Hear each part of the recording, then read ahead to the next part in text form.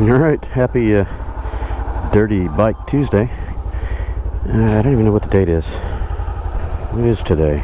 Today is... I'm going to look at the weather while I'm standing here. Uh-oh. We didn't have any rain in the forecast, but I walked outside and saw this and thought, it's looking like rain. So it went from 0% rain to 20% chance of thunderstorms. I don't know at what time this evening. I think it's going to happen sooner than that based on this. Anywho, where are we? 10-day forecast. Get off.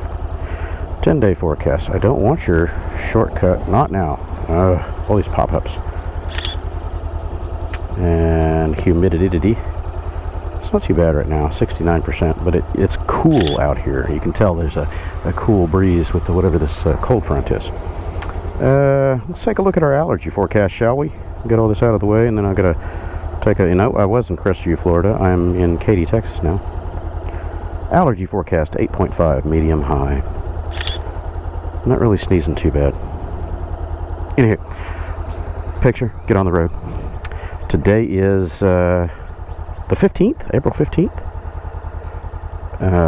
Made our trek back from Florida over the weekend. It was about 19 hours each way, something along those lines. Drove Kevin's Tesla, and I say drive in a very loose fashion. We weren't really driving it. It was driving itself. We were supervising from the pilot seat. Full self-drive. It's pretty neat. I like that. For long trips, it's kind of nice. Took some hate comments about Tesla and Elon Musk, blah, blah, and whatever. It's a car. Get over it, people. Get over it. It's a car. Bring politics into my rides. What's conveying me? Why do I care? If it's a utility item and it's working, I'm happy with that. If it keeps me from walking, I'm even happier.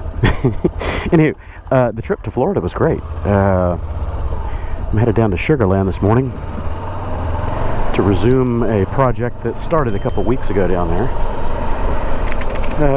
Really hope I don't get rained on. I did not bring the rain suit today. Should I turn around and get it? Gamble says no. I'm going to chance it and not get my rain suit. So yeah, back to discombobulated thought Tuesday. The trip to Florida was great.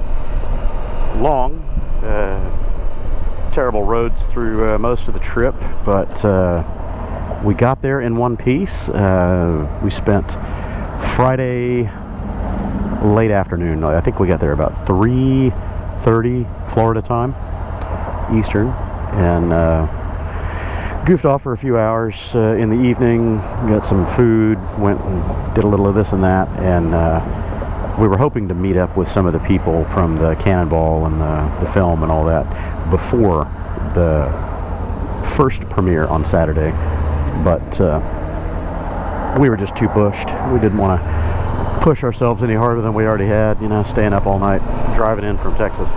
So we didn't do much on Friday, but then Saturday morning we got up, went and saw a bunch of comedy shorts at the venue, and that was neat.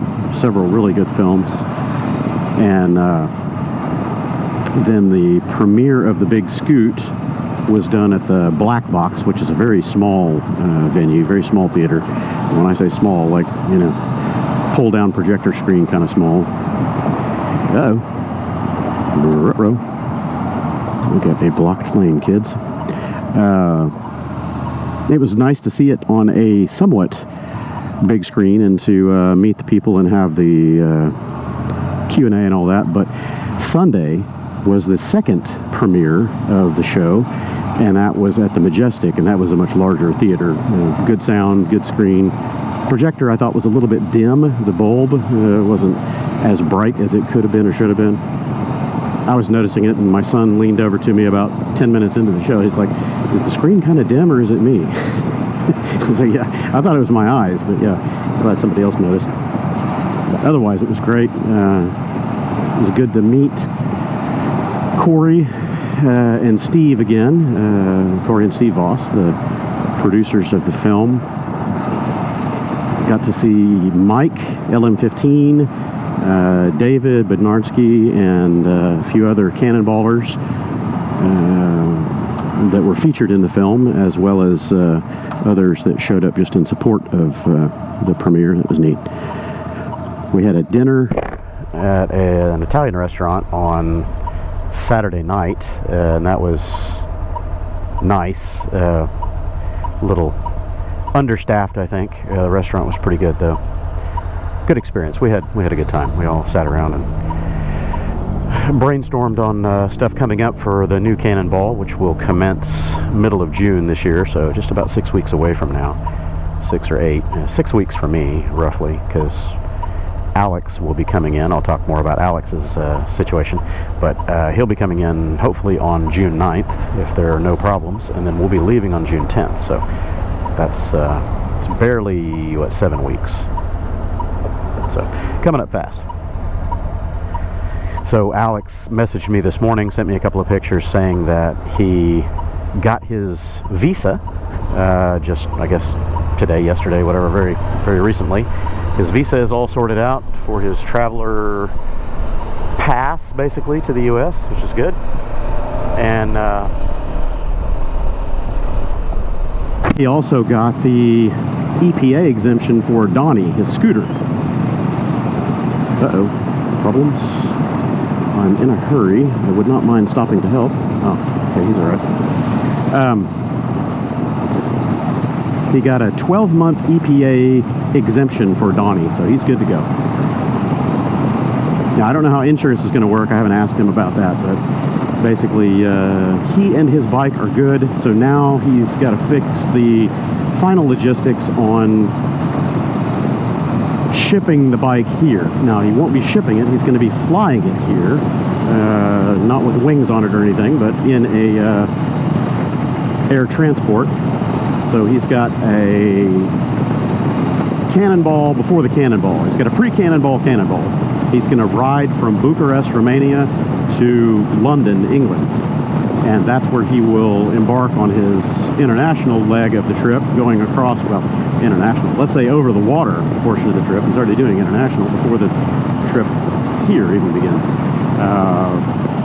He's going to load up his Scoot with a moto shipper over there. I don't know the name. And if all goes well, his Scoot will either be on his plane or a parallel flight plane, and they'll both arrive here in the States at roughly the same time. And then he'll go through our immigration stuff, and his plan, his goal, is to just go straight from Houston Intercontinental Airport straight over to the terminal or shipper, wherever, you know, the cargo plane lands, and pick up his Scoot and ride to my house here in Katy. So I will most likely meet him at the airport or at the terminal, something, you know, whatever, and be his welcome wagon to the United States. The original plan was he was going to ship it here in a container, and it was going to arrive about now, you know, like 6 weeks before Cannonball, and I was going to arrange transport for it, you know, go pick it up at the docks and bring it to my place and just store it in my garage or my warehouse for several weeks. But he decided that because of timing and logistics and all that, it was going to be better, not necessarily easier, but better to ride it to London and put it on a plane. Now, that's going to be expensive, so watch his channel. He's going to put out some donation links and things like that. He's looking at a GoFundMe and a couple of other donation options where people can sponsor his ride. And if you've got a few extra bucks, it doesn't have to be some grand overture, you know, big gesture of a huge donation or anything, but if you've got $5, $10, $50, whatever, send him some money if you can, if you're, you know, financially able and eager to participate in this madness.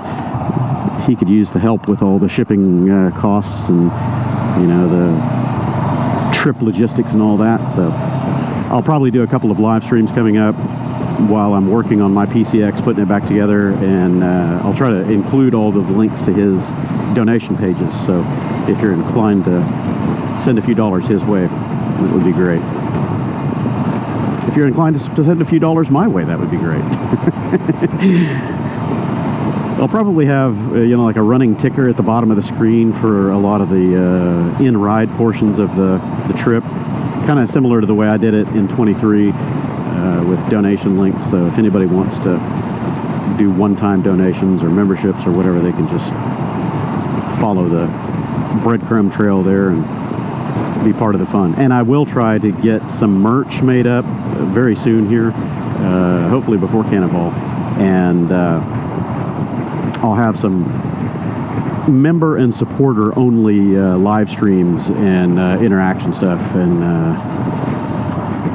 maybe you can participate as we're on the road and at the finish lines each day, get in and do Q&As, that sort of thing. Some perks for the people that are helping to finance our insanity. Ooh, go while it's green, go while it's green. I ain't waiting on you.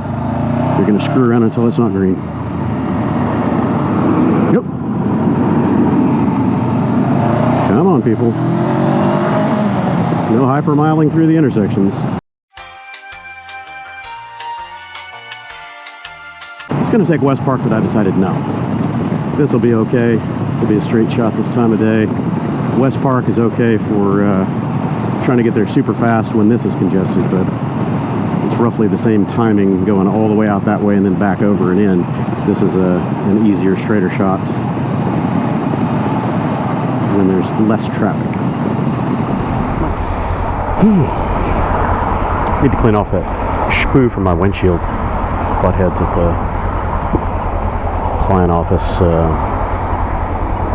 stickered me for parking in the guest parking too long. They didn't say that there was a limit. And I am a guest.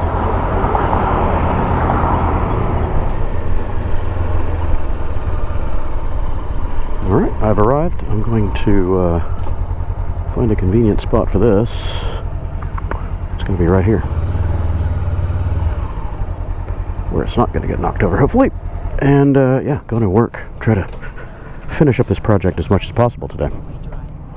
Alright, welcome back to the day. 6:30, 6:20. What time is it? 6:20. Got a lot done today, but as usual, not as much as I'd hoped. Unfortunately, we keep changing gears at this client as far as what they need to accomplish once their expectations are laid out and found to be not aligning with reality. We have to change gears a little bit. They were hoping to do everything they wanted to do here without local server domain control, you know, Active Directory, all that kind of stuff, but it's just not going to work.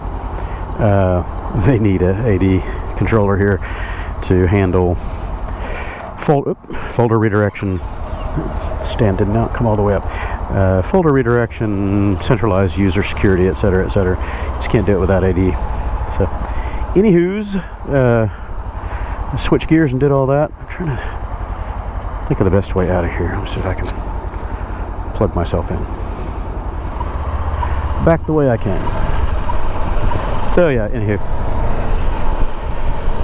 I rebuilt one of their existing little small form factor PCs as a Windows server.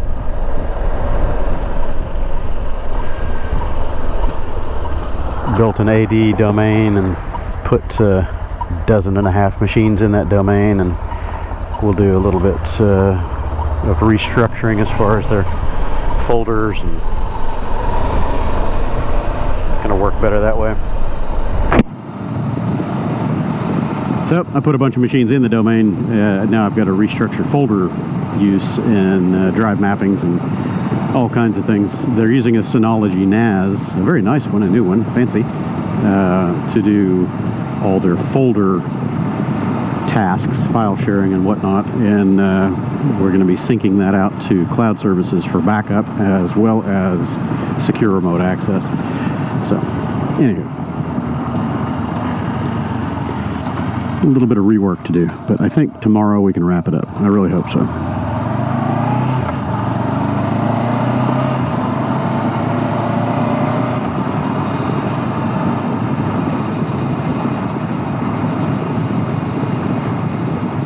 I got other fish to fry. I've got to get Gonna get one more big project wrapped up, and then I've got 2 pending ones that need to be worked on, in addition to all of my Cannonball prep and the other stuff that has to happen. I wasn't able to buy a minivan last week, as I'd hoped. Just not enough hours, not enough time of the day to get that done. So I'm still searching. I'm really getting a little, oh, hey, that duck about bought it. Don't you shit on me.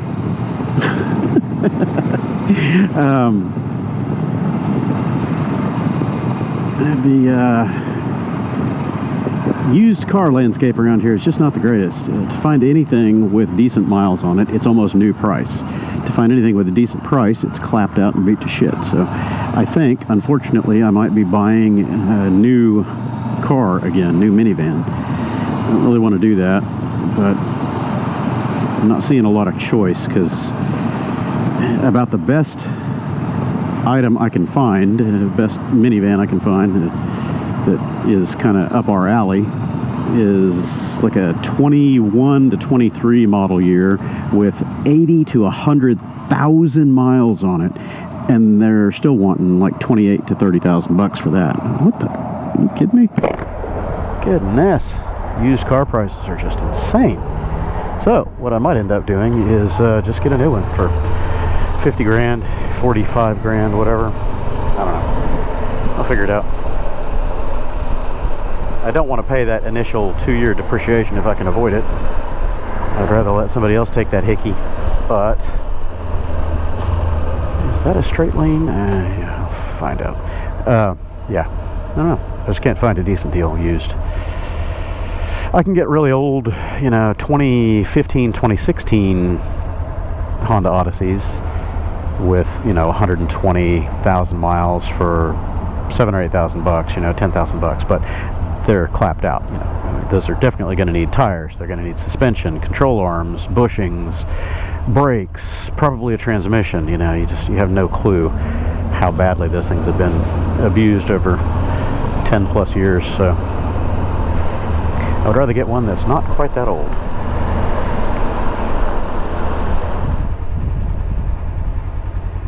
Definitely should have taken an alternate route. Waze is absolutely f***ing the dog. Screwing the pooch. Absolutely not calculating the best routes. There's no way that this is the best route.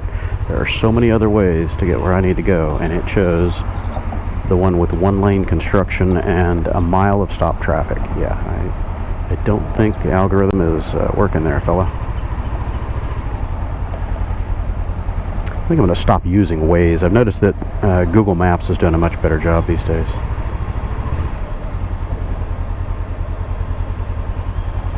Every time I've used Waze in the last 3 or 4 months, it has done dumb shit like this. Or had me doing U-turns and go-arounds and all kinds of dumb shit.